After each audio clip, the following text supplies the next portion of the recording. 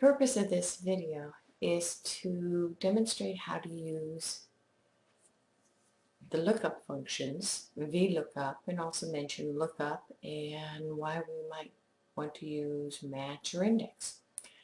So let me explain what's in front of you. What I've done is I've drawn some data from CompuStat capital IQ. I've drawn the data from 2015 fiscal year for all the companies on the database. Now you'll notice some of the data here. The GB key is simply a unique identifier that capital IQ uses for the company, because names can be changed and ticker symbols can be reused, but they need a unique identifier in the database. So we're going to ignore GB key for most of what we do. Also, the data date is when the data was created. And so, for example, if you have a November 2015 fiscal year end, it would be November 30th for that particular data. Fiscal year is what we screened on, so all these should be 2015. The tick is the ticker symbol, and you notice it can be anywhere from 1 to 5 characters. Then you have the company name, fiscal year and month, and then we've got a number of variables. The first one is current assets, and these are CompuStat capital IQ's abbreviations. So we're just going to use the database as it is instead of renaming things, because often that's how you deal with databases. You usually don't have the luxury of renaming things. So we've got current assets and total assets, or assets total, AT, common equity, current liabilities, net income, total revenues, company status, whether it's active, A, or inactive, I, NAICS code, and then SIC code. So the latter two are industry classification codings. So now this is the data we're working with. And when we're creating a lookup, what we need to do is somehow provide a search vehicle for the user. So what we're going to do is a drop-down box where the user can choose either a name or a ticker symbol. We'll decide on that in a moment. And then using that information, they can then find other information about the company.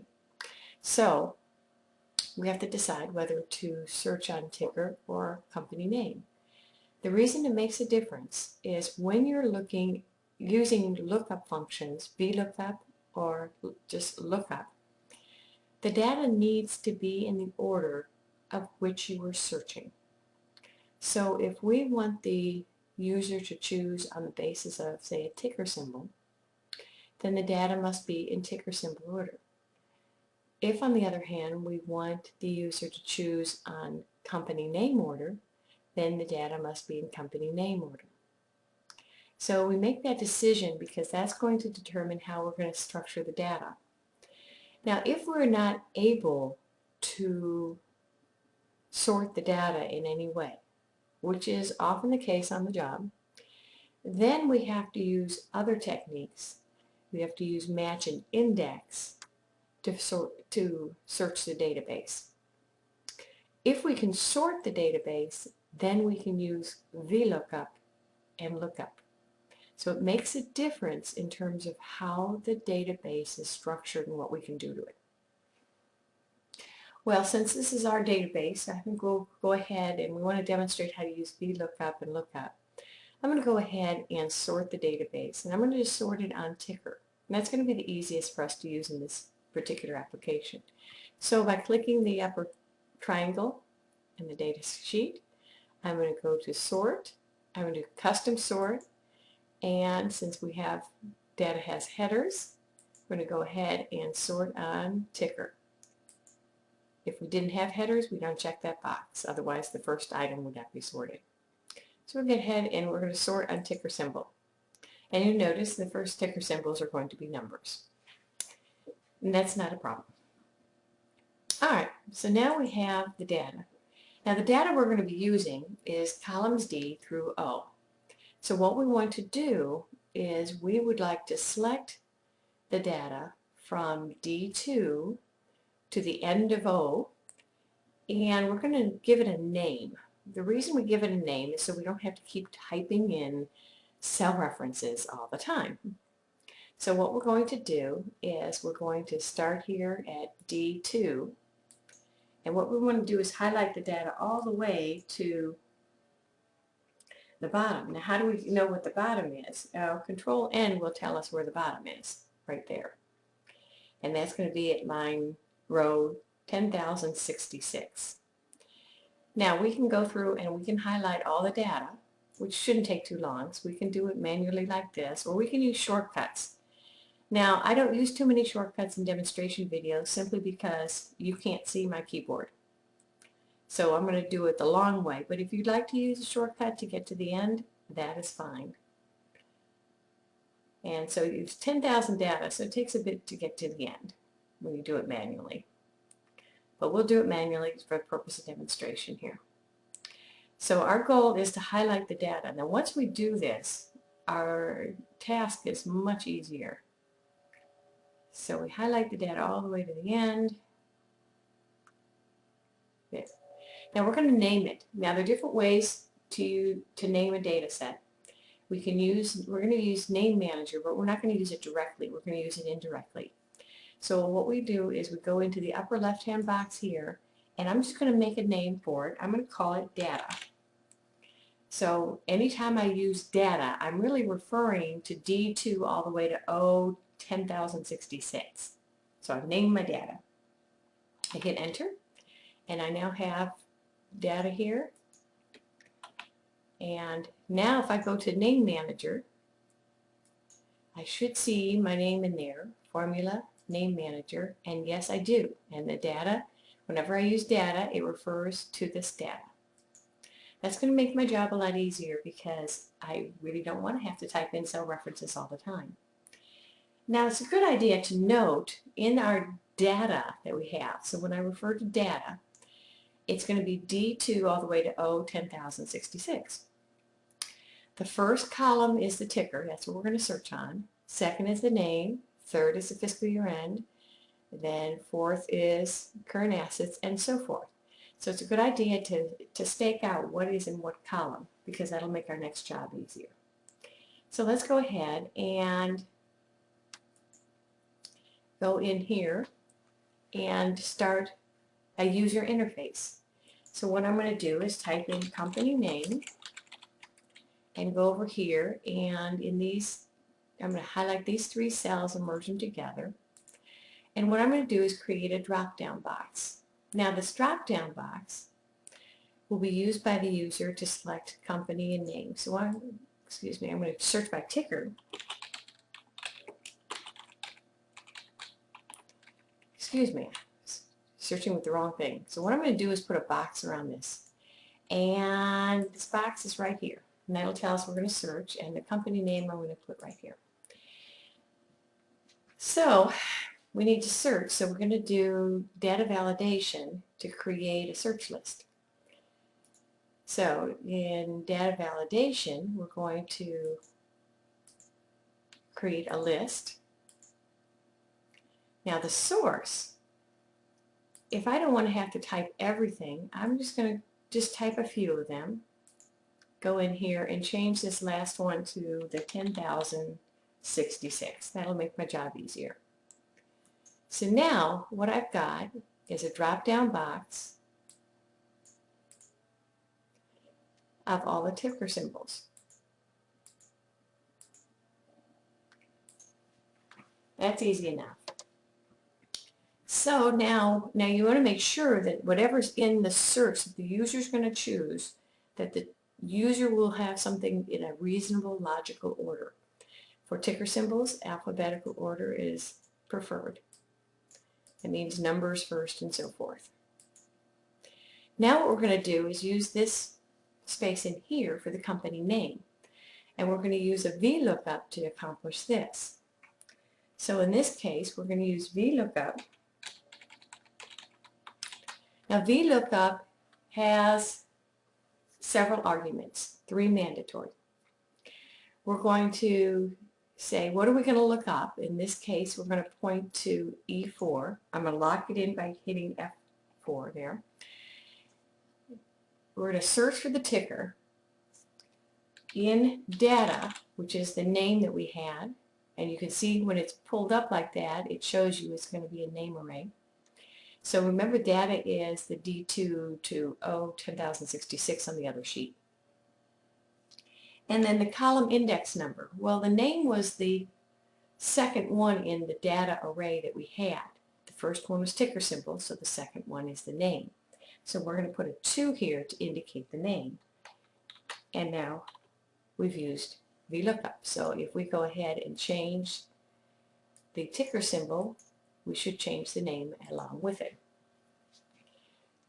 And I'm going to go ahead and make this left justified. There. And if you want a wider name, you can do that, so forth. All right. A little space there. Now we'd like some data. Well, we choose the data the same way we did the company name. So let's say that we would like to calculate a current ratio.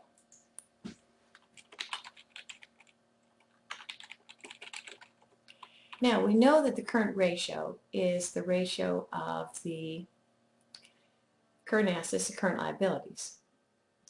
So what we want to do is to do VLOOKUP on current assets. Current assets are the fourth column in the data array, divided by current liabilities, which are the seventh. So we're going to do VLOOKUP for the fourth and seventh objects here. Now I will warn you, if we encounter a 0 or a blank for current liabilities, the division won't work.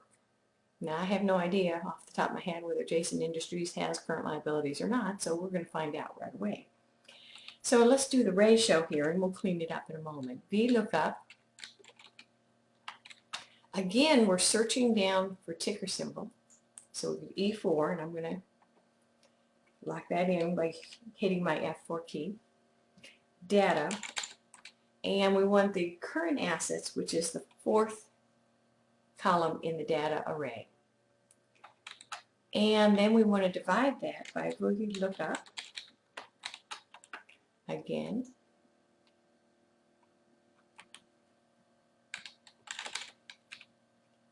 And divided by this one with the seventh one. So now we've got a current ratio. We can make this more reasonable in terms of number of decimal places.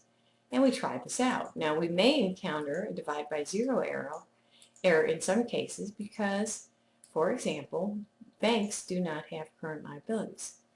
So as we experiment with this, we might see that some companies simply do not have those.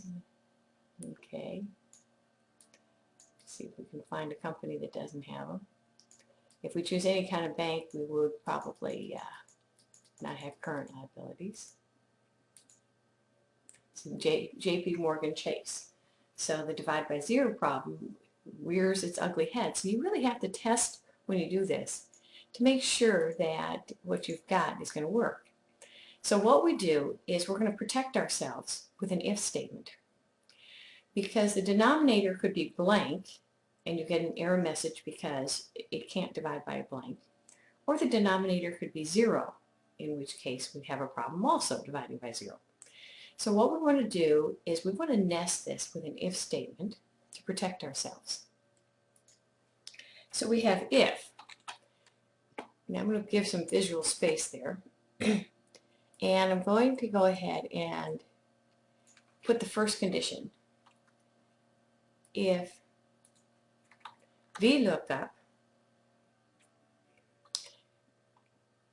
is equal to 0, then by putting 2 quotes without a space between, then I'm saying put a blank space in for current ratio. Or, in fact, we could do no meaningful figure if we want. Otherwise, go ahead and do the VLOOKUP. So we'll nest this here. So what it's saying is look to see if the denominator, which is VLOOKUP E4 data 7, is equal to 0. If it is equal to 0, put no meaningful figure. Otherwise, go ahead and do the calculation you were just doing. So we get no meaningful figure. But another thing that may happen is a blank. So if we have a blank, we also want to be protective. So what we want to do is an or statement here. Or, so we want to nest this here.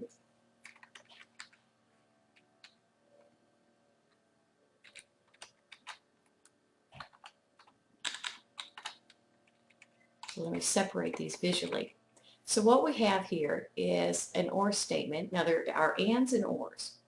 We want an or here because if it's 0 or it's blank, we want no meaningful figure. If it passes that first test, then it goes ahead and does the calculation as we want it to. But if it encounters a 0 or blank, then we'll have no meaningful figure. And so you can test this for many different companies. I strongly suggest that you test this. You'll see that for funds that you will have no meaningful figure. Banks, you'll have no meaningful figure. But most, industrial companies and service companies, you will have current ratios.